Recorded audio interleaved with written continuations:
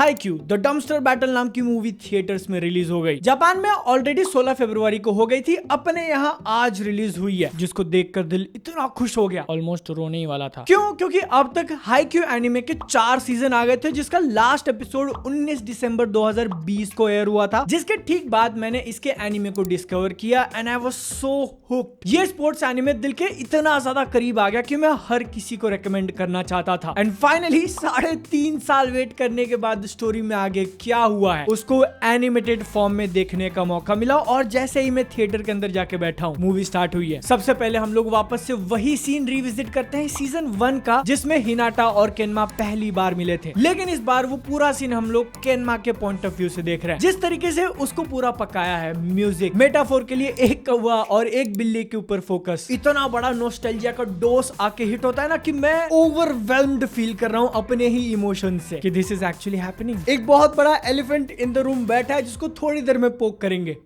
अभी नहीं, क्योंकि एक एनिमे मूवी को थिएटर में देखने का जो मेरा एक्सपीरियंस इस मूवी में मिला है ना, it is simply one of the best. क्यों? क्योंकि मैं फर्स्ट डे फर्स्ट शो नहीं जा पाया, दूसरी और मूवीज रिलीज हुई हैं, नॉर्मल इंसानों वाली लाइव एक्शन। 3 बजे थिएटर के अंदर जाता हूं तो देखता हूं कि ऑलमोस्ट हाफ से ज्यादा भरा हुआ है। मूवी की शुरुआत में जो नॉस्टैल्जिया वाला कांड हुआ वो तो बता दिया, लेकिन फिर हम लोग डायरेक्टली जंप इन करते हैं मैच में। कोई स्लो मोशन, कोई बिल्डअप वगैरह नहीं, डायरेक्ट स्टार्ट। और जैसे ही पहले पॉइंट के लिए मारामारी चालू हुई, जो हिट्स थे, बॉल को जोर से मारना, अगर कोई रिसीव कर रहा है तो उसको जोर से आके लगना, थिएटर के सराउंड साउंड में एकदम प्रोफेशनली जो मिक्स किया है उसको सुनना, और साथ में बैठे हुए लोगों का जो रिएक्शन निकल रहा था कि ओह मार, अपन अब खुशी से मर सकता है। मैं अंदर ऐसे छोटे बच्चे की तरह कांप रहा हूं कि दिस इज फाइनली हैपनिंग। बहुत सारे रीजंस हैं इसके पीछे। सबसे पहला तो शो ले लो, अपने आप में वो इतना अच्छा है कि केयर करोगे तुम। जो कैरेक्टर्स, जो स्टेक पे लगा हुआ है और जो मैच चल रहा है, पहले सीजन से उसको बिल्ड किया गया था। स्टोरी का जो इतना इंपॉर्टेंट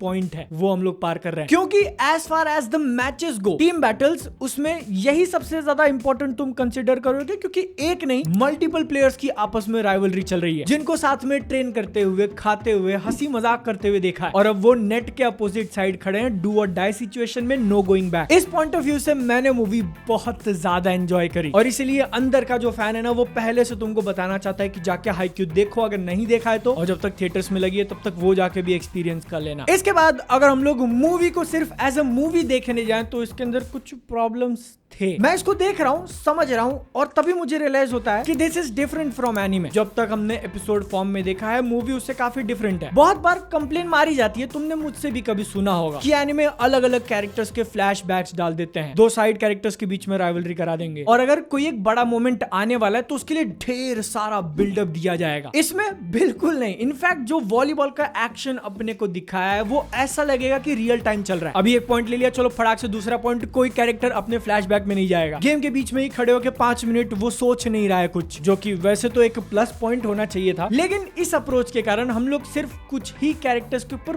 प्रॉपरली फोकस कर पाते हैं, और एक सेक्शन आएगा जिसमें म्यूजिक चल रहा है, और उसी के बीच में जितने भी इंडिविजुअल मैचअप्स हैं उनको आमने सामने दिखा के या एक आधा पॉइंट लेते हुए आगे बढ़ गए, जबकि वो चाहिए था यार। इतना 3.5 साल वेट किया है मैंने। ऊपर से तुम ये सोचो कि इसका एनिमे खत्म करने के बाद मैंने मांगा पूरी रीड कर ली थी 3 साल पहले। इस मूवी को देखते वक्त मुझे रियलाइज हो रहा है कि शायद कुछ चीजें मिसिंग है, डिटेल्स याद नहीं, लेकिन फिर भी लग रहा है कि देयर इज समथिंग मिसिंग, और हम लोग शायद थोड़ा फास्ट जा रहे हैं। बाहर आगे पता चलता है तो एक्चुअल में मांगा रीडर्स कंप्लेन कर रहे हैं कि भाई कितने सारे सीन्स कट कर दिए। कंफर्म करने के लिए मैंने मांगा वापस से विजिट नहीं करी, तो तुमको पता है कॉमेंट्स में बताना। दूसरी बड़ी प्रॉब्लम, सबसे पहले तो थैंक यू पीवीआर पिक्चर्स को, जिन्होंने इसको इंडिया में रिलीज किया। शायद IMAX में भी लगा रहे हैं, उसका एक्सपीरियंस तो और ज्यादा अच्छा होना चाहिए, लेकिन वो कौन हरामखोर है जो डिसीजन लेता है कि इंटरवल कहां काटना है। यहाँ पर तुमको मैं अकेला दिख रहा हूँ जो अभी गाली देने ही वाला है उसको। मेरे थिएटर में ऑलमोस्ट सबने दी। क्यों? क्योंकि एनिमे के अंदर जब एक साकुगा मोमेंट आता है, अपना मेन कैरेक्टर काफी गंदा फंस चुका है और वो अपनी पावर्स यूज नहीं कर पा रहा, पॉइंट्स नहीं ले पा रहा है, टीम को बेनिफिट नहीं हो रहा है। फिर उसके बाद आता है एक सोल्यूशन और सीन धीरे धीरे बिल्डअप होने लगता है, यू नो, फ्रेम की स्मूथनेस बढ़ जाती है, एक्शन बढ़ जाता है, डायनामिक जो तुम फील करते हो, म्यूजिक ले लो, एक्शन लाइंस आ गए, और ये चीज जैसे ही बिल्डअप हो रही है, यू नो, 30-40% हो चुका है इंटरवल, लाइक राइट बीच में कहा गया मैंने, यू बॉल ऐसा ऊपर फेंका, कट गया, हमने बोला बैंग,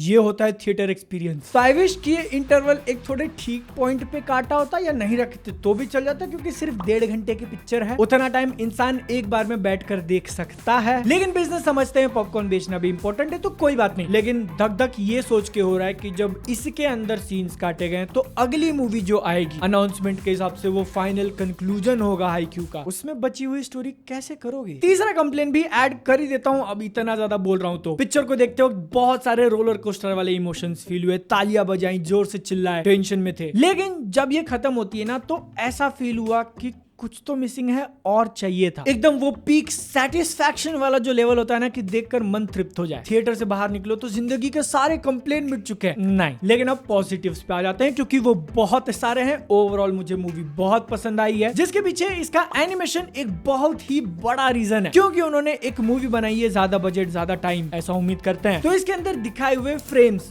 मूवमेंट्स सीजन 4 से तो डेफिनेटली बहुत बेटर थे। वियर्ड सीजी बॉल ट्रैवल होना वो नहीं। इनफैक्ट कितने सारे शॉट्स तो ऐसे थे वो कर ही नहीं पाते अगर मूवी नहीं बना रहे होते तो। जहां पर हमको लाइव ब्रॉडकास्ट जो टीवी पे दिखता है वो वाला एंगल दिखाते हैं। तुम एक नजर में पूरी टीम देख सकते हो और 6 की 6 प्लेयर अलग मूव कर रहे हैं। उनको एनिमेट करना एक ही फ्रेम के अंदर, या फिर जो इतनी बार एकदम स्मूथ जूम इन चेहरे तक या आंखों के अंदर। कैरेक्टर अगर कोई जंप कर रहा है, टीम अगर कोई मूव कर रही है तो उसके अराउंड 360 में कैमरा घूम रहा है। सिंपली नॉट पॉसिबल अगर ये टीवी एनीमे होता तो। मतलब वो कर लेते, लेकिन तुमने अगर सब्सक्राइब किया तो तुमको ही पता है कि हर शो के नसीब में नहीं होता वैसा। और जो एक मास्टर स्ट्रोक बोलूंगा मैं, मूवी का फाइनल पॉइंट, एक कैरेक्टर के पॉइंट ऑफ व्यू से हम लोग पूरा गेम देख रहे हैं। That is so brilliantly done. मैं सांस नहीं ले रहा था, क्योंकि तुम खुद एक्चुअली वहां पे खड़े हो और अपने प्लेयर्स को, सामने वाले प्लेयर्स को खेलते हुए रियल टाइम में देख रहे हो। No slow motion, no exaggerated camera movements, nothing. अगर तुम नीचे गिर गए तो अपने को सिर्फ एक फर्श दिखाया जा रहा है जिसमें पसीना गिर रहा है, पसीने में कैरेक्टर का रिफ्लेक्शन है और पीछे गेम चालू है। Creative choice